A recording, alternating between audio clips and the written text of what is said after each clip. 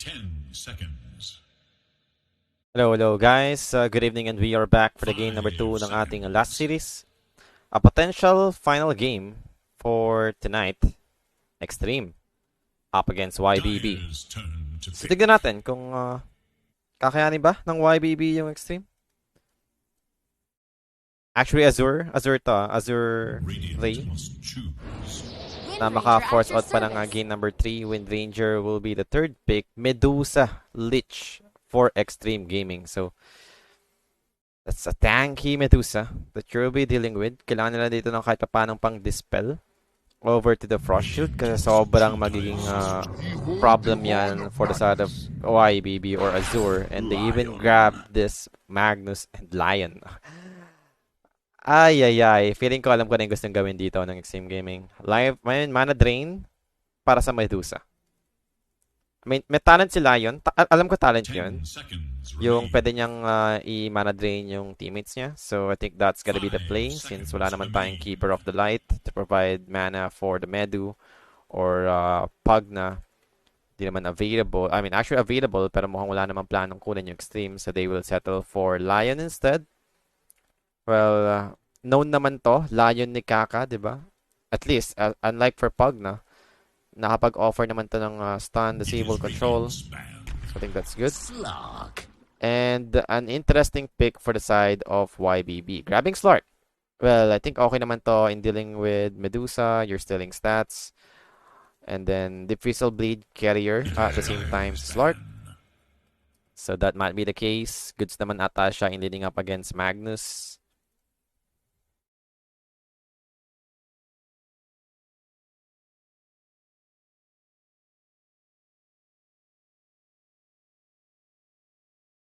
Ten seconds remain. 5 seconds remain.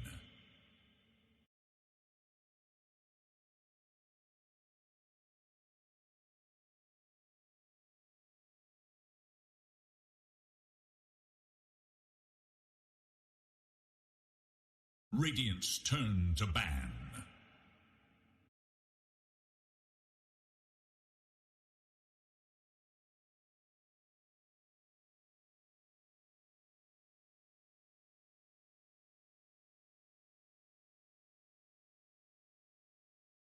Ten seconds. 5 seconds.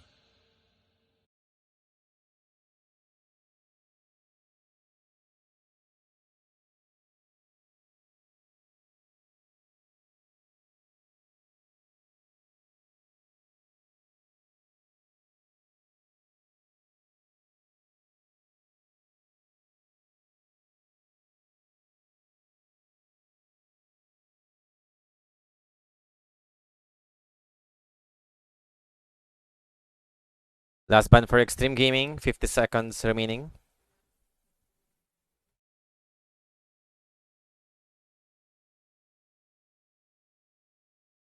Dyer's turn to ban. And that's gonna be Monkey King for their last ban. Actually, na-remove na lang yung Omni-Knight. Interesting. Is Omni-Knight an option for YBB?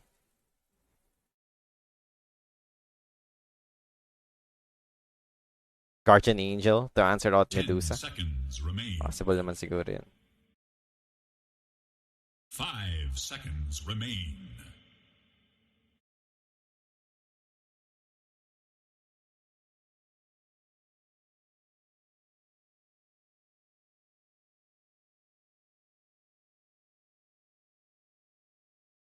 Radiant's turn to pick.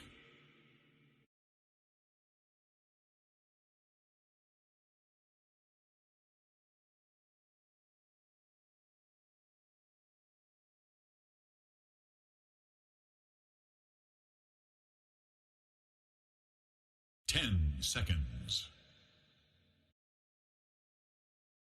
5 seconds turn to pick. Admiral Kunkka. Kunkka will be the last pick for the side of Xtreme Gaming.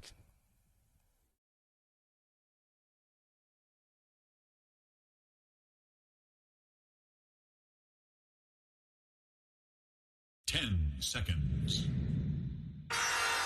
versa. Select your hero. Make the ultimate choice.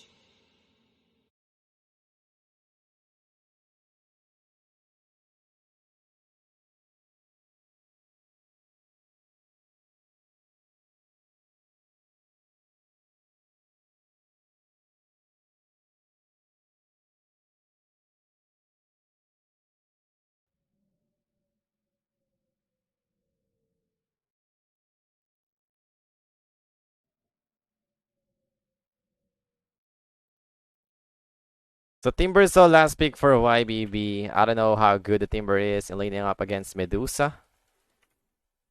Since range hero pa rin naman si Medusa kahit papano. And hello nga pala kay Maverick Ace. Yan. Painom ka naman, boss. Saturday na Saturday. Charot lang.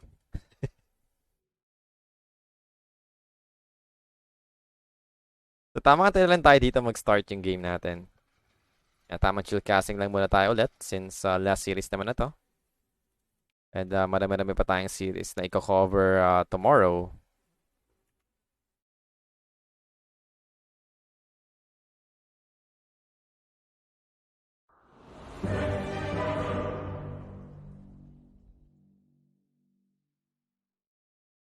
Game number 2. Let's see and find out if this will be another 2-0 for today's series or aabot ulit tayo ng game number 3. I mean, kanina parang one-sided yung nangyari. Like, it's all about Xtreme. Somnus lang yung parang nag-drag out ng game ng ating game 1.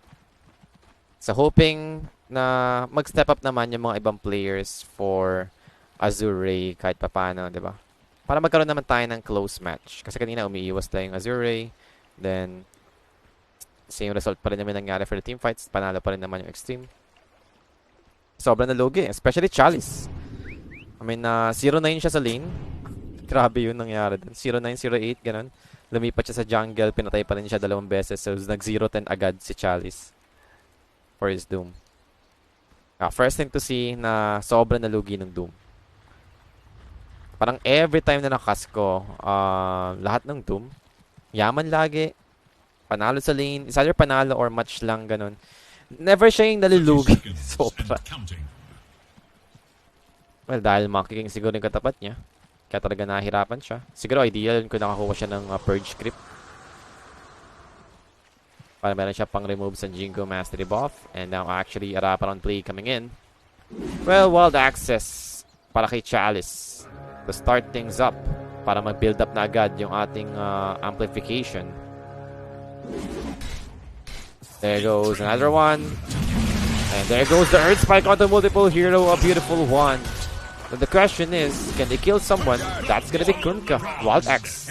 Grabbing damage. And DYD ito is dropping low. And over to the Wild Axe again. Ni Chalice gotta get the double kill. Bumawi naman si Chalice ngayon. Kakalayan lagi. Well, ano naman, diba? Signature hero ni Kaka. Ganda ng Earth Spike, pero ang lakas ng Wild Axe. Wala, ang hirap din talaga eh kapag nag-build up na yung Wild Axe damage. Kahit level 1 lang yan, diba? 6% per stack. Actually, di lang naman sa Wild Axe yan. Lahat ng damage coming from Beastmaster and his units sa pagkakalam ko.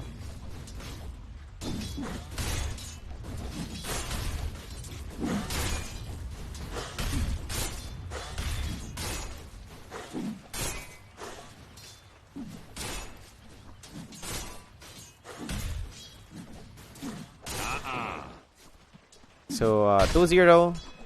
Now, back to the lane stages. Maganda yung start nung Beastmaster. One thing for sure. He gets the double kill. Might be getting his early ring of health para sa kanyang lane. Possible going for Vanguard dito yung Beastmaster. Yeah, decent naman yung Vanguard sa game na to. Probably a Crimson Guard para sa Medusa. Malaking bagay naman yun.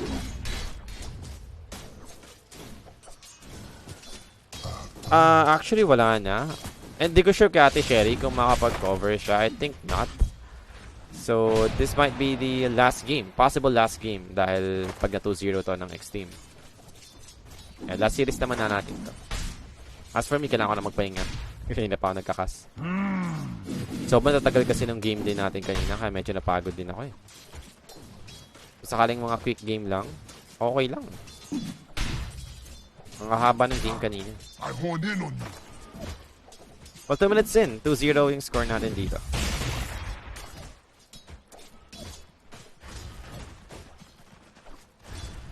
May lakad kasi si Ate Sherry sa pagkakalam ko. So, di ko sure kung makapag-cover siya ng Eastern Europe. Meron pa naman tayong series for the Eastern Europe mamaya. Actually, start na ata yun. Kanina pa. Pero mukhang di yata na-cover ni Ate Sherry. So, baka pagod din si Ate Sherry. Baka kakauwi lang nun. Body pa nga tutulog yun. 2 minutes na tayo sa game. Going 3 minutes. So, we'll be getting Timber sa mid. Hindi ko napasi kanina, may Beastmaster pala. Sabi ko pa Timber, so against Medusa yung mangyayari. Pero, hindi ko napansin. Sorry, antok lang. Bounty.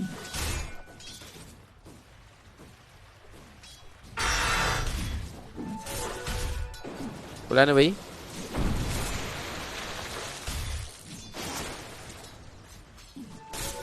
Timber favored matchup naman to.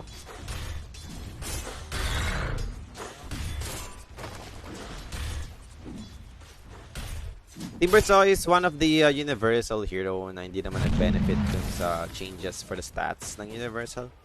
Since wala ka naman pake sa physical damage for Timber. Radiant's curse makes the ultimate sacrifice.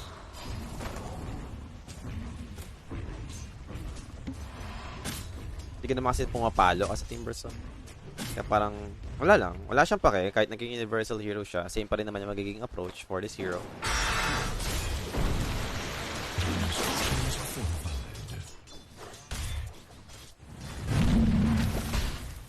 It's gonna be over to Lou. Bounce out. Okay.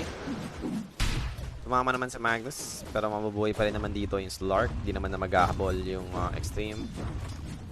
Medyo marami rin creep wave. As for Kaka, he's low on HP. Needs to be careful.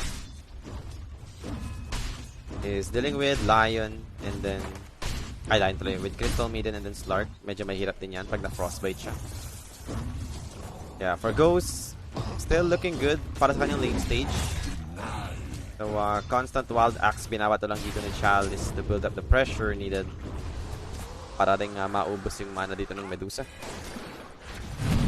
Skewer on to the tier 1 tower. That's gonna be kill secured from JT.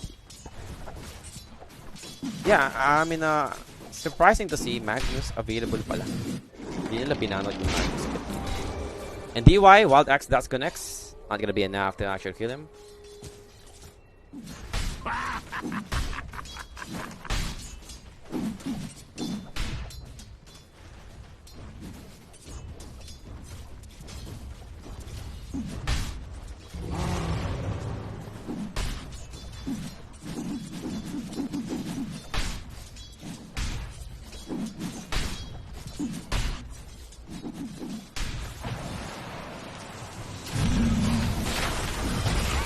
Now, it's gonna be over to Lou.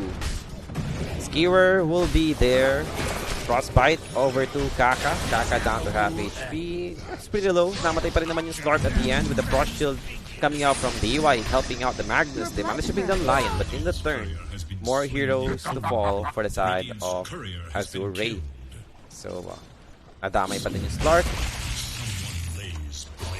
Yeah, that's a big kill secured for the side of Xtreme Gaming. It's like the game number 1, parang medyo umuokay na naman dito yung nangyayari for Xtreme Gaming. Though wala pa naman tayong nakitang net worth lead. Pero with this kind of phase na nangyayari, especially for the top lane, I mean, it's gonna be scary yung Magnus dito. Kung pasok sa threshold, boss, kung pasok sa, I mean, hindi naman totally threshold na, I mean, pure damage na kasi yung Calling Blade ni Axe. So, kung pasok sa health ng Medusa, like pure damage, diba? Talk about pure damage. Kung sakaling pasok pa rin naman sa health ni Medusa yung damage ng Calling Blade, then one hit pa rin siya. Bira naman mangyari yun, especially for Medusa. Kasi nag-itemize pa rin naman siya ng stats, strength, so nag-i-increase pa rin naman yung HP niya. Siguro wala naman tayong makikitang Medusa na walang stats. Doon lang mangyayari yun kapag yung walang stats yung Medusa. Di man lang kumuha ng Ultimate Orb, di ba? Meron pa tayong game na hindi kukuha ng Ultimate Orb yung Medusa. At even yung Dragon Lance nga eh. Merong stats kahit paano para sa strength. So it will increase your HP. And as for the Slark, RP is available for the extra control. Even the Blood Grenade, they have the damage to bring down the Slark. Crystal Maiden might be next here. Earth Spike, Shockwave, Shackle Shot, a beautiful one, catching 2 heroes. JT TP his way out after seeing Timbersaw. Responding on the top lane action, it's gonna be Kaka to fall instead.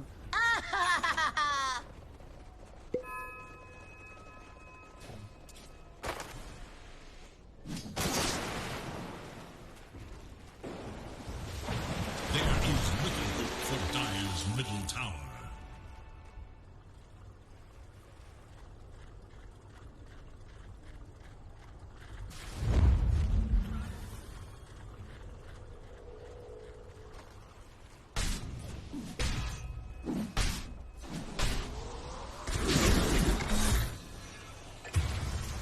Well, someone was taken out. It was Lich. Yes, Somnus with his Timbersaw. Ito na naman tayo, Somnus.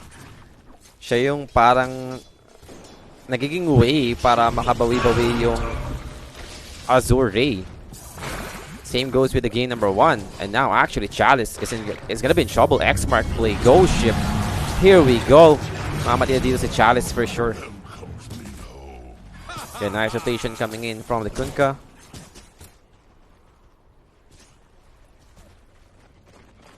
Looking at the net worth, Timbersaw is sitting on top. Parang ganda-ganda rin yung game number 1. Mayaman yung Storm Spirit. That's another hero dead. Crystal Maiden down for the side of Azure. Paparazzi will be able to scout this neutral stack. So Somnus is here, ready to stop them.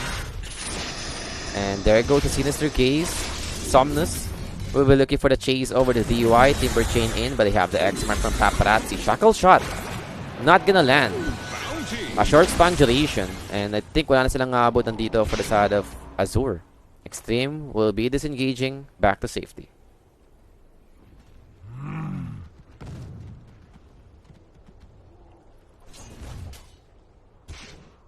Dire's top tower is in danger.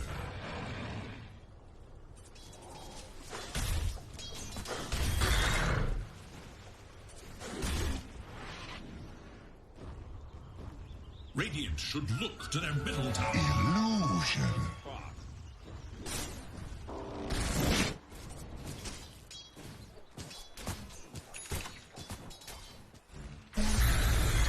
Killing spree. Well, Lich goes down. Nobody takes me seriously.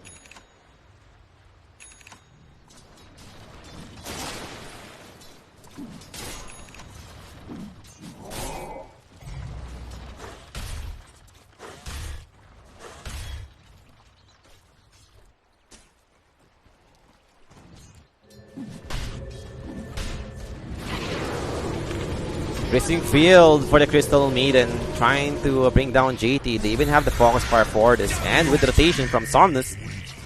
Yeah, mamatay naman dito si JT.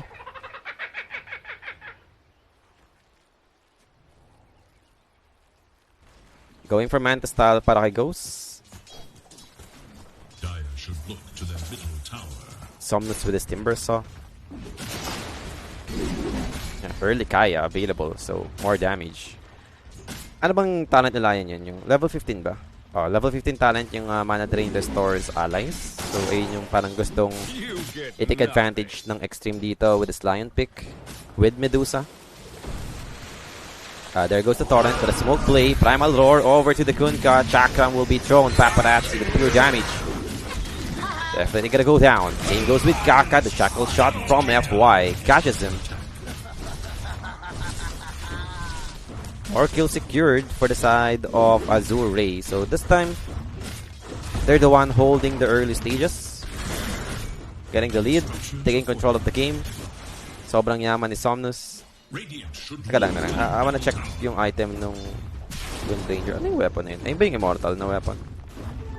Oo nga yun pa yun. Hindi, actually di siya immortal weapon. Now speaking of Wind Ranger, we have the X mark. Ghost ship. Bit weird. Though same result, namatay pa rin naman doon yung Wind Ranger. Yeah, there goes the RP. JT. Taking the RP. Oh no! No. Sobrang dami mong pinake na RP and then yung actual RP na gagawin mo, walang tinamaan. But it won't matter. They have the Chain Frost bouncing in, but a neutral was killed already. Somnus still quite okay. Dancing around up against Xtreme Gaming. Bouncing forward, coming up for Lu. Actually, they can't hold someone in. JT, Chakram over to Kaka with Wild Axe to be thrown. Will be able to bring him down. JT dropping low. Skewer out. Gotta drag the Slark with him. Frost Shield available to try and sustain JT with a Dark Pack on the Slark. Will be able to finish him off. Lu needs to be careful at the same time. He might die right here. Ando naman yung regeneration thanks to the Fog of Area. Fog of War, sorry. Chalice. Yeah, mukhang siya na rin magiging target dito. Frost Shield over to Ghost for the slows needed. Power Shot gonna bring down the Pescalich instead. Chalice will be able to escape with the Frostbite, Freezing Field coming in. Ghost getting low in mana. Mystic Snake gonna found the Crystal Maiden with a Ghost Ship play from Paparazzi. Gonna bring down the Crystal Maiden for sure. Now here comes Somnus joining the fight once more. Over to Paparazzi. They have the X mark. Somnus won't be able to keep the chase on. Chalice, munti ka namamatay for the Mystic Snake.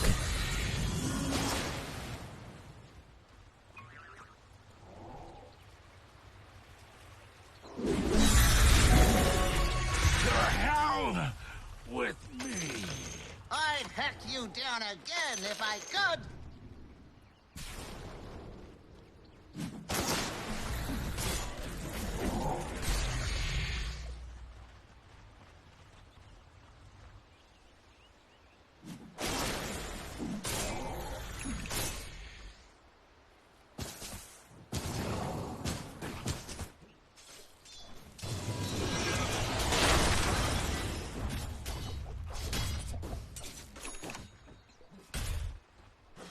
Radiant should look to their bottom tower. Dire's top tower is under attack. Fortified their Bunka? structures against attack. Radiant's bottom tower. Yeah, he'll be fine. Dire should look to their top tower. Wala pa rin naman BKB dito yung Kunkka. Timbersaw still. Siya yung strongest hero so far. Medusa, at least, di ba? Hindi naman siya yung nagpa-fall off. Wala pa rin naman siyang death as of the moment. Chain Frost bouncing in. Namatay naman na yung Lich. Chalice still alive. Shockwave, not gonna land. And actually the Chakra Shot will do. And there goes the Ghost Ship play. Gonna bring down the pesky Beastmaster. JT still alive for now. Skewer out. And as for the Wind Ranger, meron ba siyang Diffusal Blade? Okay, actually available in Diffusal Blade. Kaya pala naubusan ng mana yung Magnus. And Paparazzi might be the next target here. Earth Spike, successful naman para kay Kaka to stop the bounce. And as for Kaka, he'll be the one to fall instead. Paparazzi jigging his way out here. DP out. Oh no, the burst is too much. Sobrang daming puno para sa Whirling Death. Radiant should look to their top tower. Radiant's top tower is in danger. There is little hope for Dire's middle tower.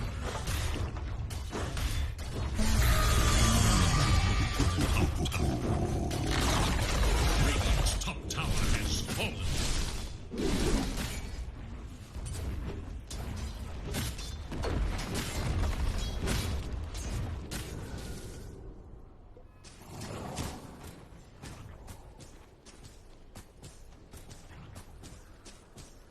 So right now, 16 minutes, 3k advantage para sa side ng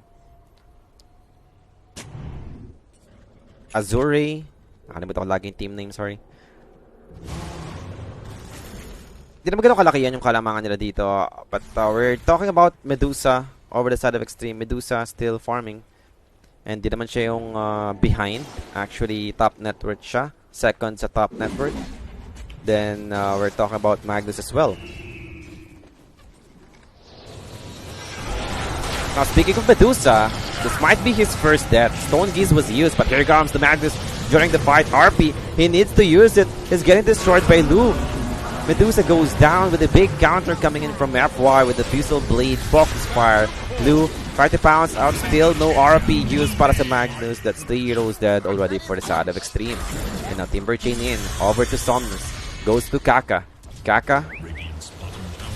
Yeah, I think he'll manage.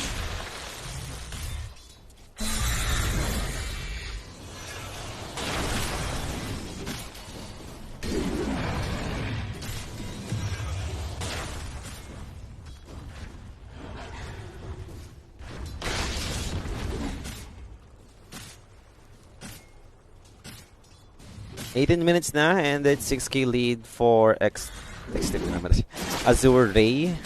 Parang same kasi talaga yung logo nilang dalawa.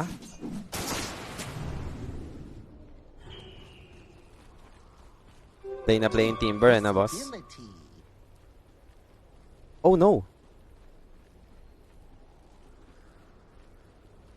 Ano nangyari?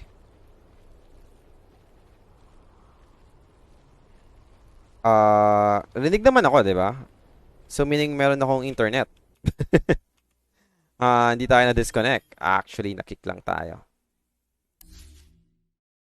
Watch. Sa Dota to. Nice.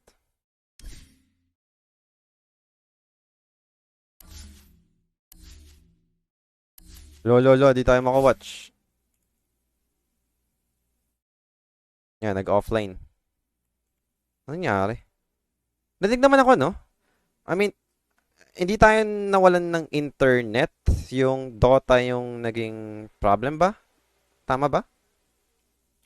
Kasi still ongoing pa rin naman yung live natin. Okay, finally we're back. Yun, naka-watch pa rin naman, guys.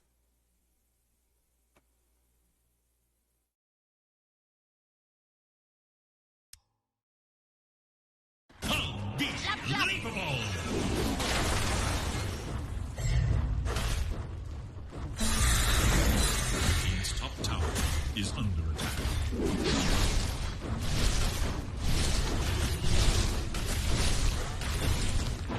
Radiant's top tower is in danger.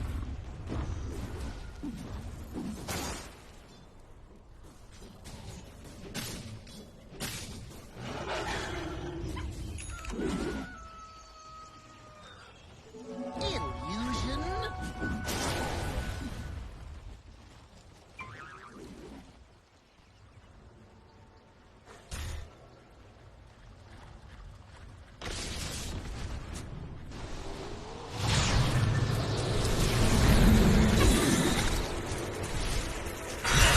Bottom lane, Lich goes down.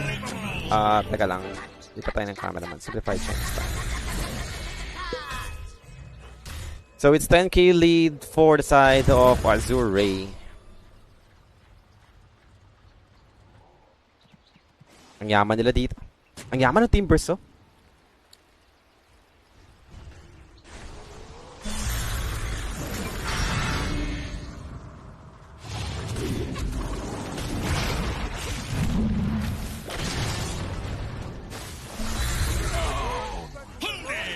It slices, it dices. Welcome back. Radiant's top tower is under attack. The Radiant glyph is now active.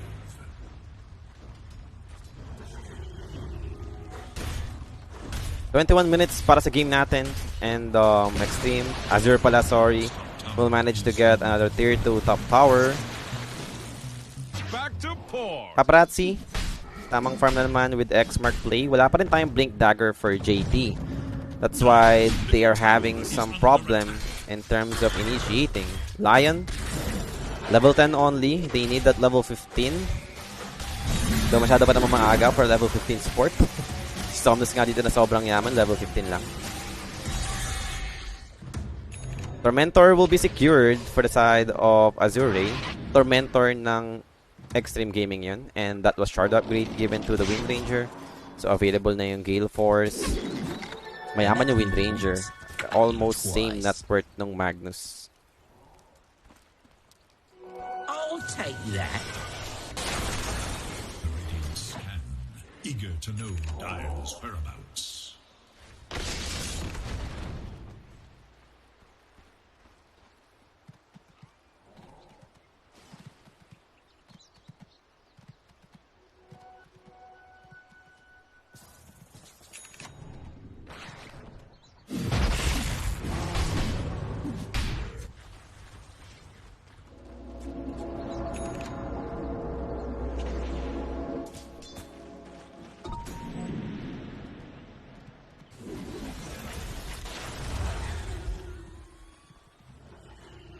The Dire scan, on the hunt for Radiant forces.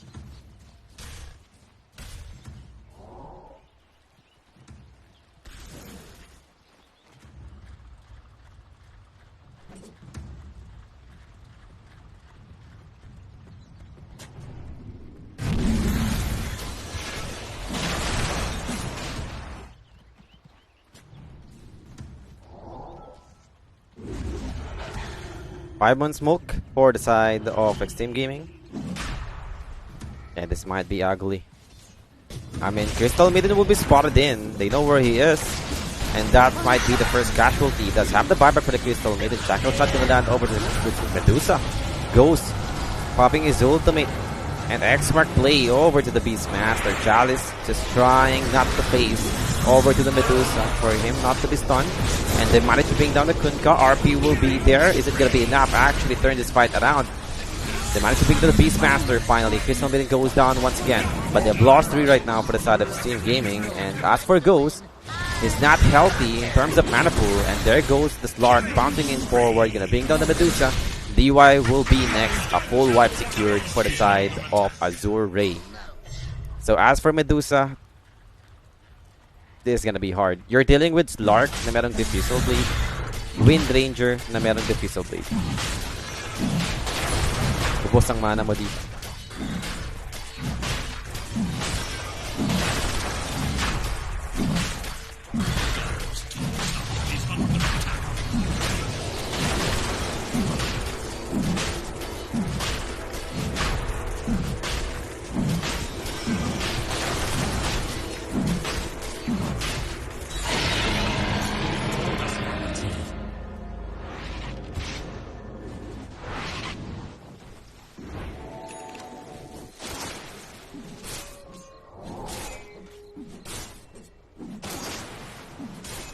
Minutes na sa game natin.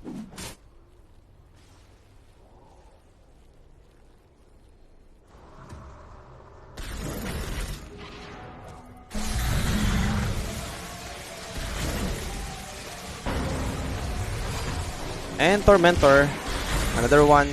Shard was given to Crystal Maiden. Yeah.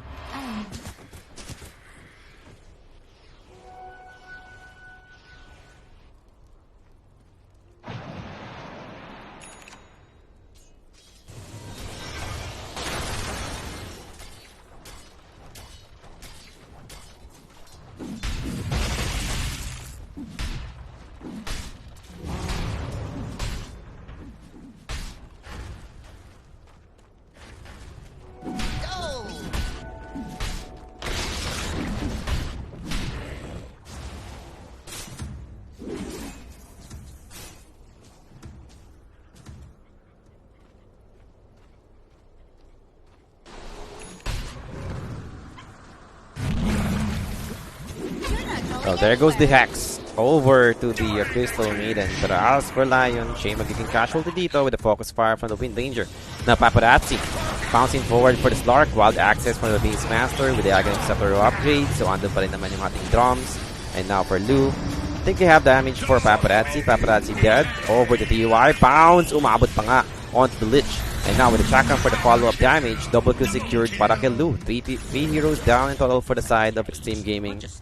And looks like they might be able to keep on going. Try to push. Age is still available para kay Lu.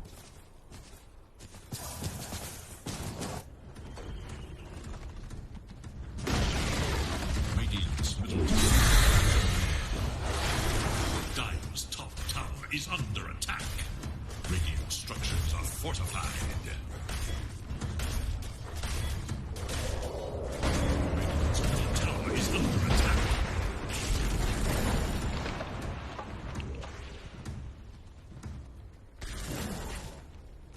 Dire's top tower is under attack. Radiant are scanning for enemies.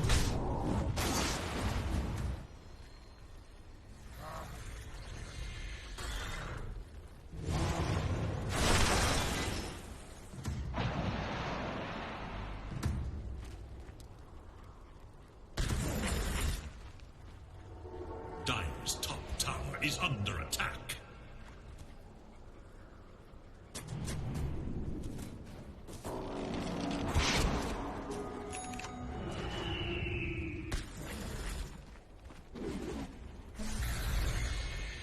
Radiant's bottom tower is under attack.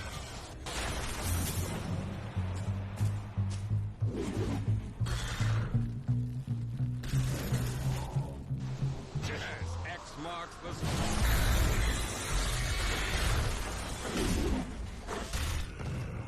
Radiant's bottom tower is under attack.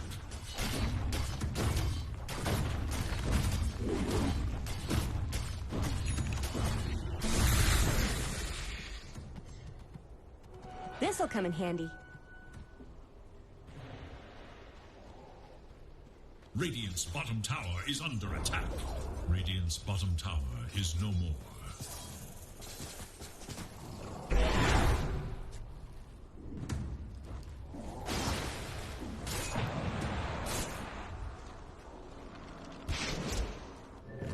"29 minutes na. And it's 21k lead para sa Azure. Yeah, Harpoon available now for the Slark.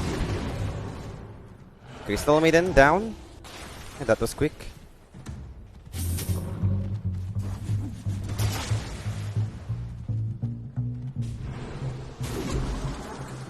Not so safe harbor, eh?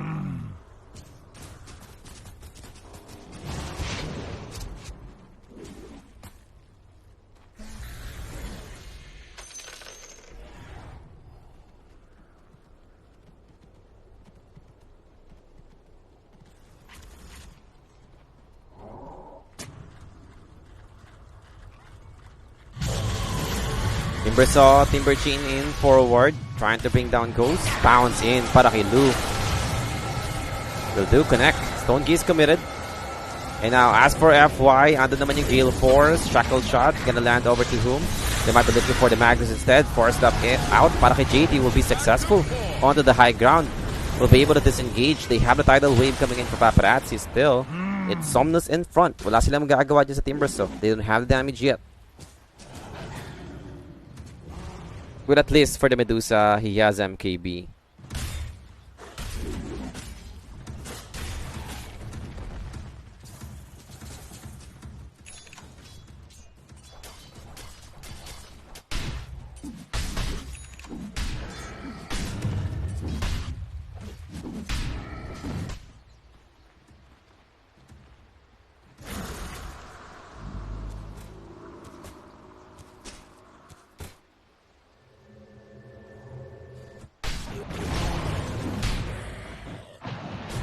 Bounce in. Blinks out for the Magnus. Lu. Won't be able to catch the Magnus.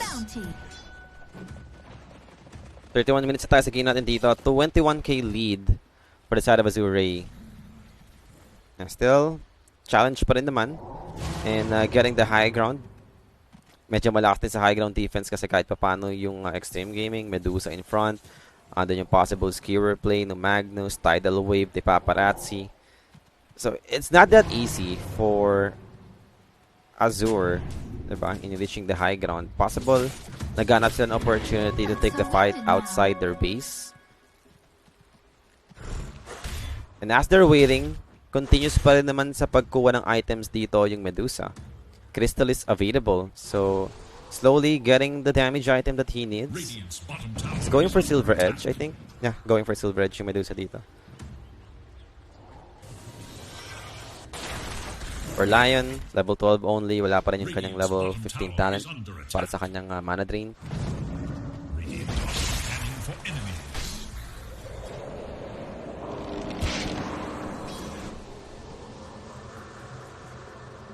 Ano ba yung counter talent ng mana drain?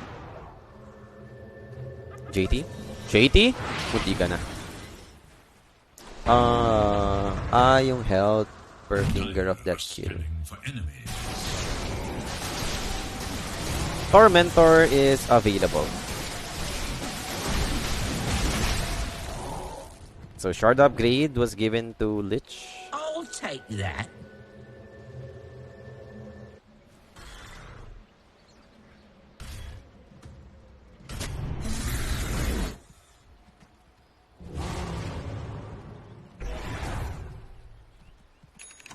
Hindi ko sure kung mas okay ba yung Silver Edge compared to Daedalus. Feeling ko parang, siguro since meron siyang MKB, baka possible decent naman na yung damage dito ng Medusa. I was expecting Hurricane Pike dahil nga merong Slark para at least meron kang pang disjoint ng Pounce Leash.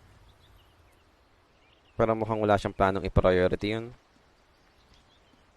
Aasa lang siya sa 4-stop ng teammates niya. Meron pa sila 4-stop, Lich and Lion. Even Magnus. So 3 4-stops available naman. –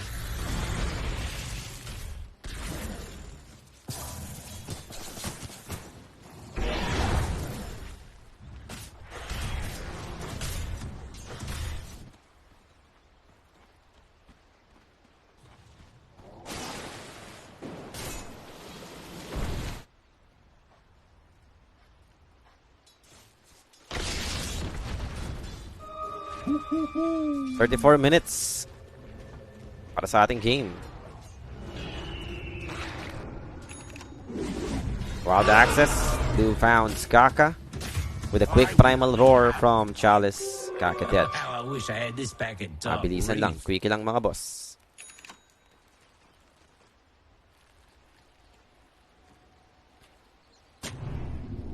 Game is a little bit passive.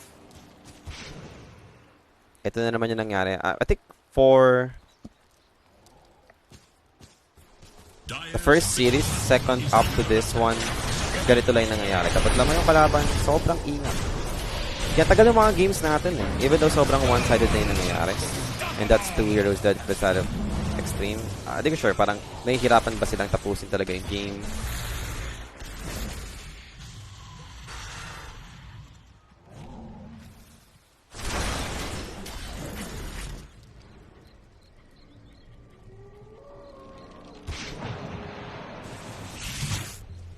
Back.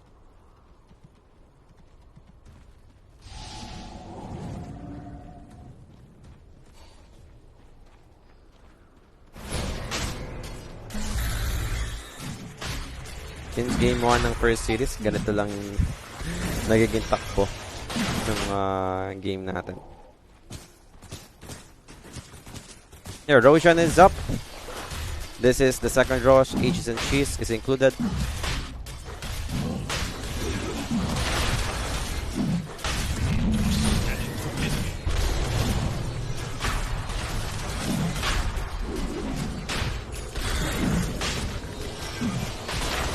Aegis secured.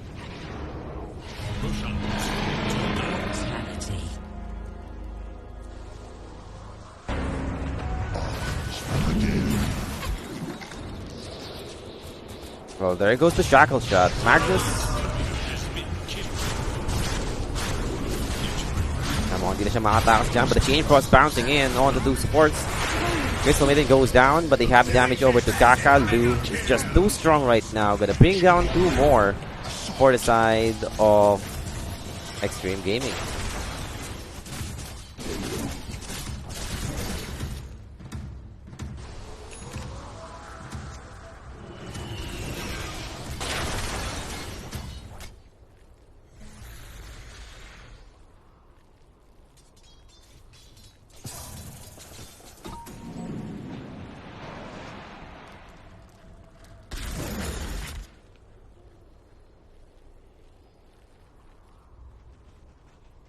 Is it time?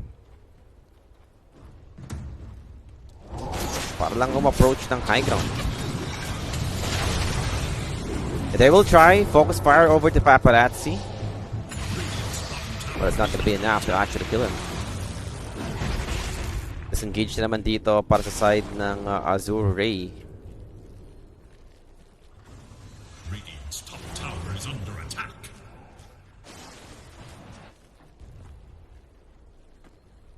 29k lead. Still, they can't find a way to close this game. Silver Edge available now for Madu. Skewer back play over to the Timber Saw. They even have the X mark for the control. Either the Ghost coming in with the Torrent Storm. Tidal Wave will be there pushing back the Timber, but still quite okay. RP use Skewer over to the Fountain. Somnus. Is it gonna be enough? Actually, no. Pops the cheese. He's alive. And Medusa will be the one to fall here. That's it. No buyback for Medu. They're getting killed inside their own fountain. And as for the Slark, he just want to keep on hitting. Available pa rin naman ata yung kanyang... Oh, hang on. Tidal Wave will be able to push them outside the fountain. Saving their opponent. Yeah, double buyback use. Kira once more over to the Crystal Maiden. I'm not even sure kung bakit pa nag-i-stay dito yung Azure Ray. They could just push. That's it. Diba? Binabantay pa nila sa fountain yung Xtreme Gaming. Now Slark spotted in. Please. Stop throwing. That's it.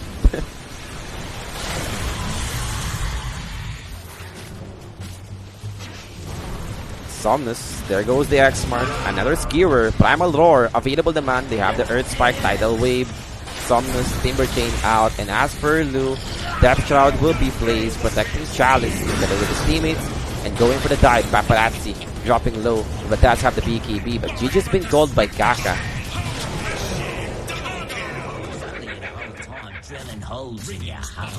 And that's it. Game is over. Even though Medusa is alive. Finally, natapos na ng Azure Ray yung game na to. And we'll be getting game number 3. So wala muna tayong post-game analysis, guys. Magabalik tayo for the game 3 after the short break. Thanks so much for watching. Be right back tayo.